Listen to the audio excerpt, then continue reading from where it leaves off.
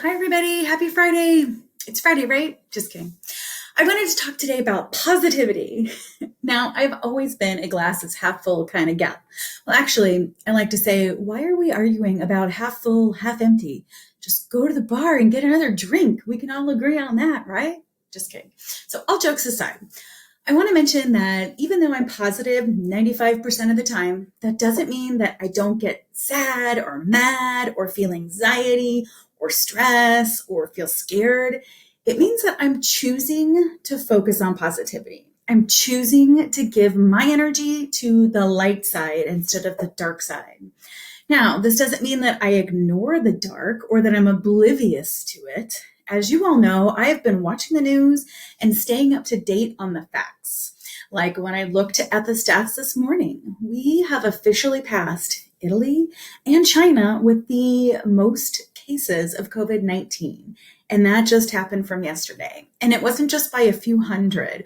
We passed them yesterday by thousands. I really do hope that everyone is doing their part and staying inside. We've come a long way from me drinking a Corona at lunch and telling everyone that this was going to blow over. Anyway, so I was on the phone today with a friend, and she reminded me that it's okay to feel scared and anxious and stressed and even be so mad that this is happening to our industry.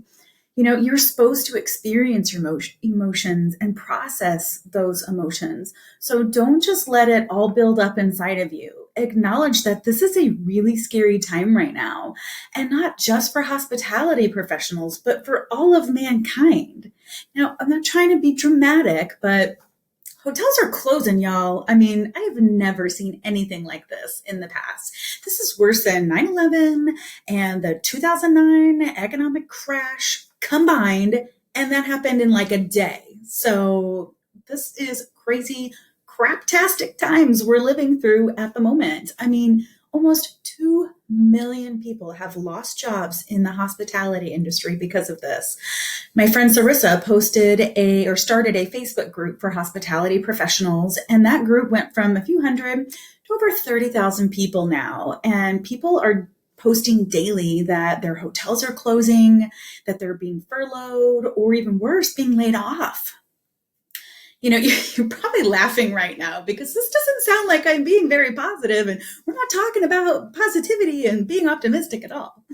I'm just wanting to show you that it can be easy to manage your mind and manage your emotions, but you have to be intentional about it. I know all of these horrible facts and figures, and I'm feeling all the feels, but I'm intentionally choosing to be positive and focus on what I can control. And I can control my reaction and my attitude and my outlook and how I show up for myself and how I show up for others, how I'm showing up for you. So feel the feels, connect with others, know the facts, but also choose the light. So what can you do right now? What is your next step? If crying into a bag of Doritos is your next step, then you do you. But once you finish that cry, pick yourself back up, dust yourself off, and make a plan. So I announced last Friday that I opened up my CMP study course that's online. I have that to offer you now as your light if you can't find one. So go through this study course with me and learn how to become a CMP. You have the time now to focus on yourself and your development. We're hospitality professionals. We know all about changing gears and figuring things out as things are thrown at us. So once we come back from this, and we will, there's going to be a ton of people looking for jobs. People who have been in the industry for years have lost their jobs and now will be in the job market. It's going to be a huge benefit for you if you have your CMP designation. I'm just trying to help you think ahead. I'm not going back to the dark side. You know, I'm an entrepreneur and a meeting planner. I'm always thinking 2 steps ahead. So let's get to work. You're going to need to be a CMP more than ever now.